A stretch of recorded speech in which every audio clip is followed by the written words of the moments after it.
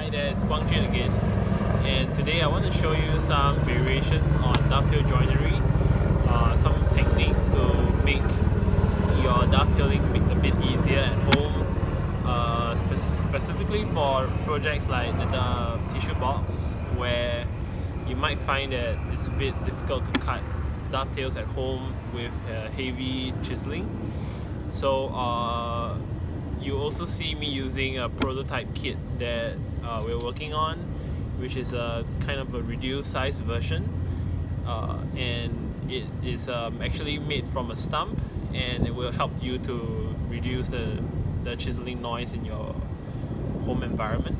And I'm not sure if any of this will be available anytime soon, but just take note that the kit I'm using is not the standard or home study kit, and hopefully the techniques in this video will help you out a bit more at home. Okay, so let's jump over.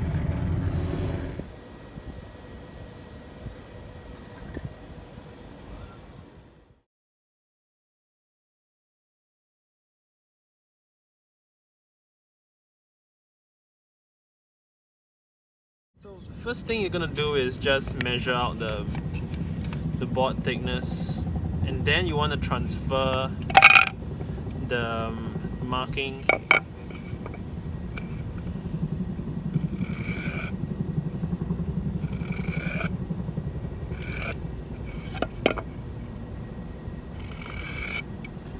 So of course this technique only works if your boards are square to begin with.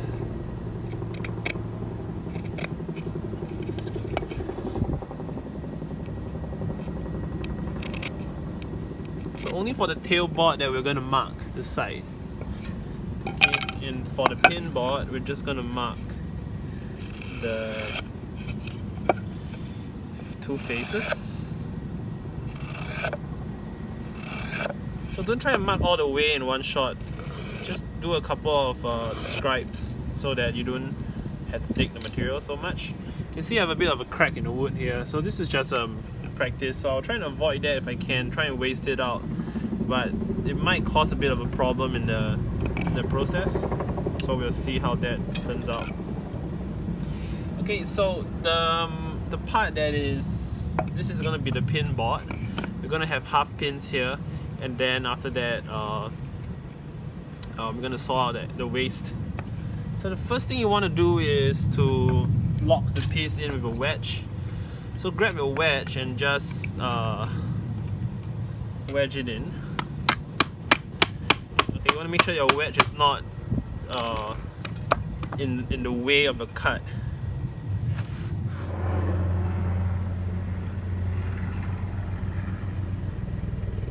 Okay, so the first thing you want to do is to mark out your your pins. Of course, you don't really have to mark it. Some of the more professional cabinet makers, they do it by eye. So obviously I'm not a professional. Just gonna do it with the gauge. Distance by eye, but angle by gauge. Okay, if you want to measure everything out, go ahead. You can make it look a lot neater.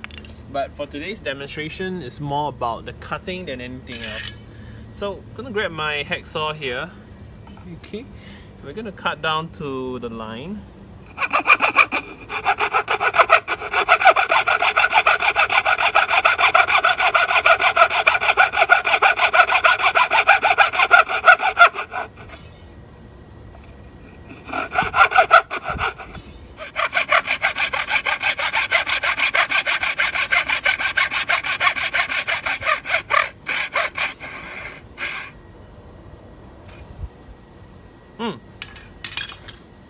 Okay, I hope that looks okay on camera. So one of these I actually find that it's not looking so aesthetic. So after I chop out the waist, I'm gonna pair it a bit straighter. Okay, so these are the parts that I'm gonna remove. These are where the tails will go in, and the pins are the 4 pieces here. So you're gonna just pull out your piece now. Okay, and then now let's chop out the excess. Okay. For that, I'm going to turn it around, turn the bench around. We're going to use the end grain side, and let's chop out the excess.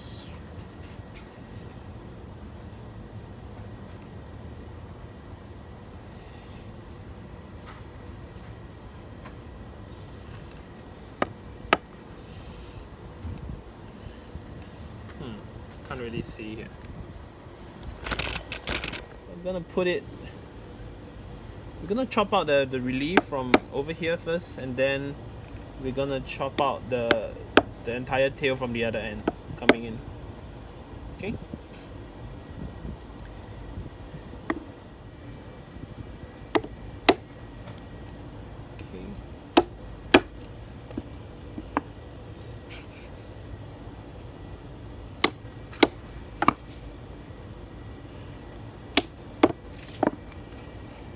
You want to do this bevel down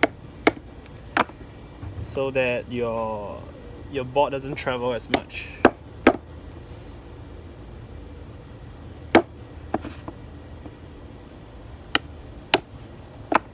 Much easier then. Okay, so we got quite a V groove there. We're going to turn it around now.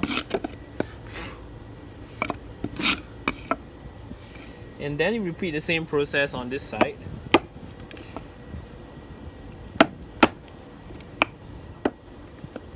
And then now the last one. Okay, and then now the V groove.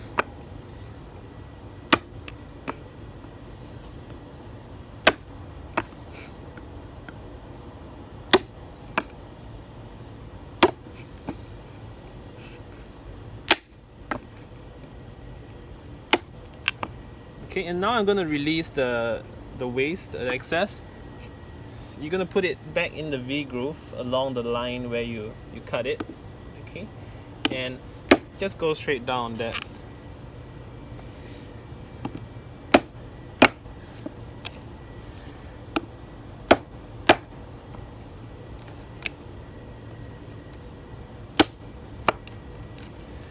Okay, and that should get rid of the material.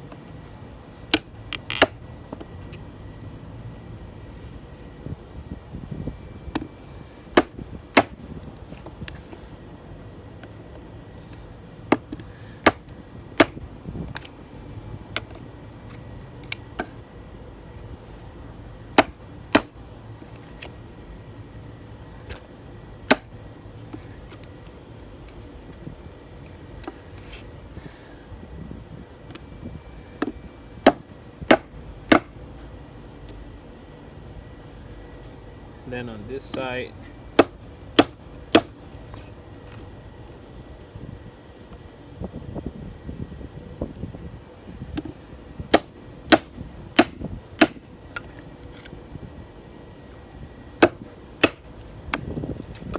okay, chops up through there. Okay, just clean up the bottom a bit. Turn it around, get back on the other side. You want to just, so you probably want to just slightly undercut it, just slightly. And to do that, you just tilt the chisel slightly away from the board. One of my tails is a little bit too straight on this side. You can see this one is a bit too straight. I'm just going to pad it right off. Okay, I'm going to show you another way to remove the waste, and that is with a coping saw. So you're just going to put your coping saw at a very slight angle, and then you start off going in straight like that, and as you pull it back and forth, right, it's going to develop the angle. Okay.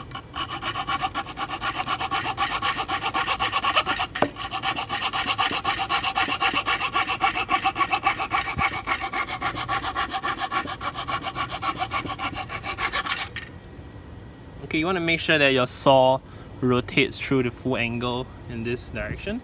Okay, if you don't do that, then you might eat up into the pin the opposing pin.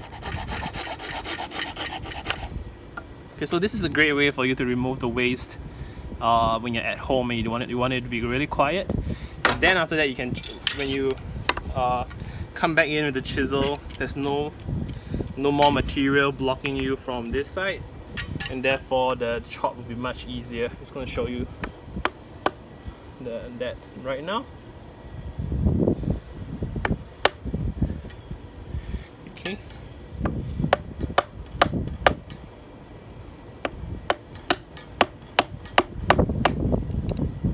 Okay, you're going to chop halfway through there. You're going to come back from the other side and chop right down.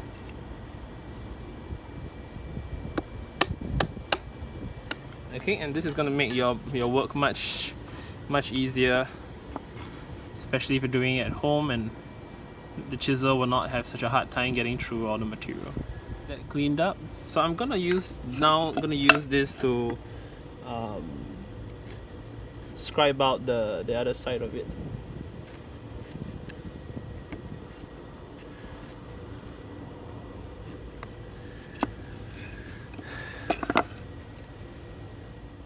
Okay, now you get your board.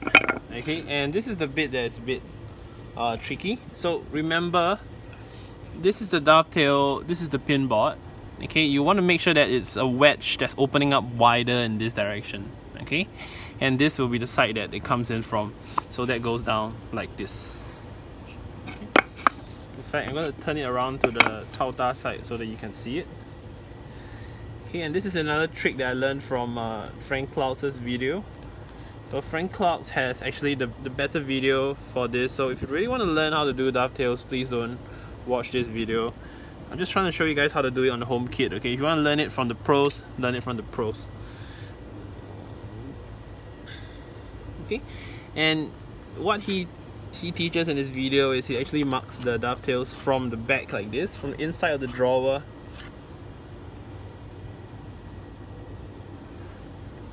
Which is something that is very different from how you would intuitively do it. Because intuitively, right, you will want to mark it from the front.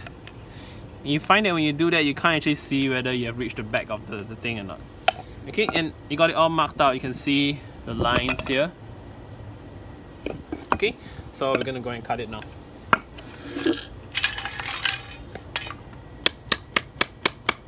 So if you wanted to, you could get a square and square up the lines. You can see my cut line here.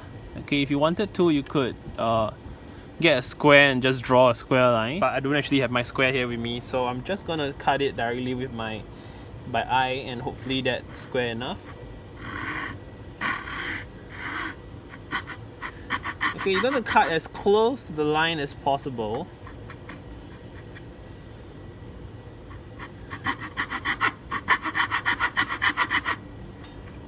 Okay, I think that was a bit too close.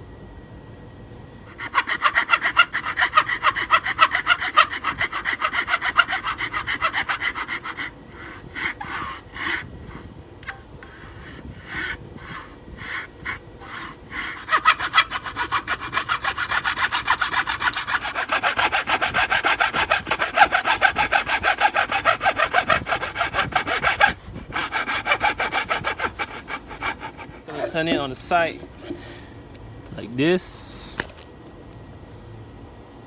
and we're gonna cut off the space for the half pin.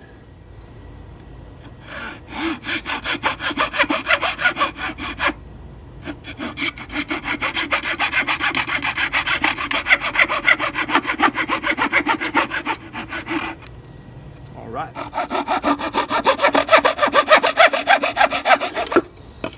Now we're gonna remove and create the space for the pins. So this should be done in the same technique as earlier on. Okay, back on the line. Just gonna pop that. Okay, then you back off a bit, and okay, out comes the V groove, and then now the line here. and the line here. Gonna go a bit deeper. Okay, out comes the V groove. Gonna double that a bit, just a little bit more.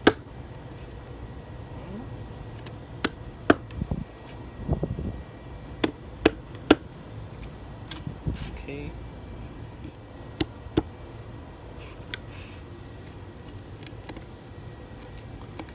Okay, so that's gone about maybe a third of the way through the board, and now I will come back from this side. So this is actually exactly the same method as the part where we did the other board. It's just that now we're striking in a concave, wedged, inwards wedged surface. So when the chip comes out later, you're gonna find that it looks a bit different, and it's a bit hard. It will be a bit more difficult to release the chip later. Okay, and give it a heavy hit. Okay, let's come out, and then now here. Okay, and both of them are out. And because they're wedged, the thing is not going to come out, right? It's going to just stay inside. So you just pop it down like that, and then it should release a lot more easily. Okay, and these are your tails. You can tell they're your tails because they look like the dove's tail, right? Like a pigeon. And we're just going to clean up the inside now. Okay, and I'm going to pare down on the edge here.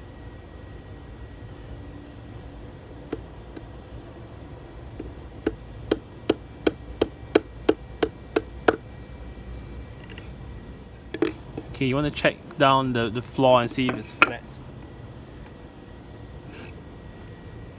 Okay, in here, clean that up.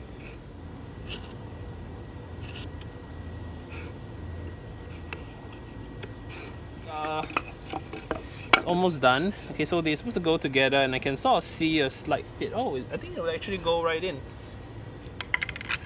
Okay, so just to double check, I want to make sure that the floor of my pin board is clean.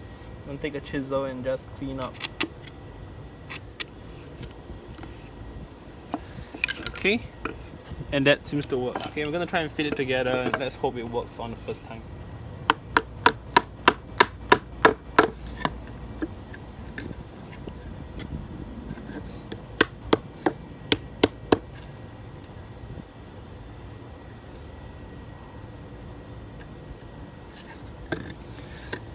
Okay, and that is your dovetail joint.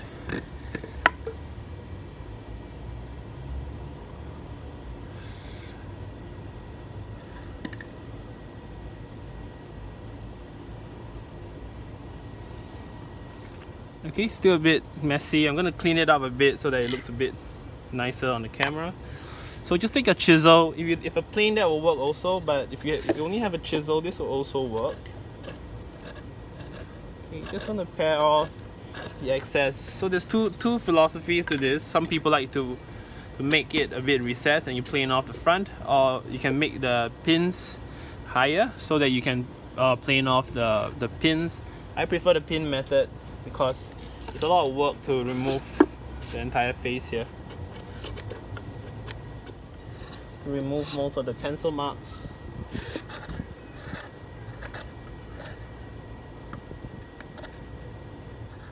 Okay, and that is your quick dovetail joint.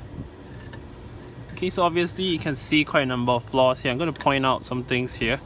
So one of the big problems that I always have is that I would overcut this area because the board could be slightly cupped towards this side, and you do want to leave the space below your half pin to be just slightly higher so that it would have a bit of tension in this gap here. Okay, and on this side you can see I've done a better job. It's kind of like not that bad. Okay, my pin spacing is not the gap is not so bad here. The biggest problem I have is the gaps right underneath here, and that came from just over chopping on the top side. So I do have to work a bit on that technique. I think I went a bit too heavy on the chop there. You can see this one I did a better job with the chop. The pine didn't really sag as much, but these two I kind of went a bit crazy with it. Okay, so that's something to take note of. The key thing about cutting dovetails is you want to keep doing it and doing it. I'm not really a cabinet maker. I'm actually more in the blacksmith department, but this was more to demonstrate the capabilities of the kit. I'm gonna do this a few more dozens of times, and hopefully I'll become a better dovetailer soon. And you can see, right, this joint is extremely robust. The best thing about dovetail joint is not really about, a lot of people think that it's about like showing off your joinery skills, but not really. It's actually a really good joint that utilizes the grain direction of the wood to lock in on the edge like that. So this is really cool. So I was never a fan of joinery until I learned the dovetail joint and I realized how robust it is. So even though it's gappy, right, it's definitely still going to work as a joint in terms of being a drawer front. So the drawer front will actually be here, and that would the wet shape of the pins is actually going to hold the front from popping off like that. So yeah, love dovetails. They're probably the best way to put drawers together, and I hope you can try this at home also. Okay, so yeah, see you.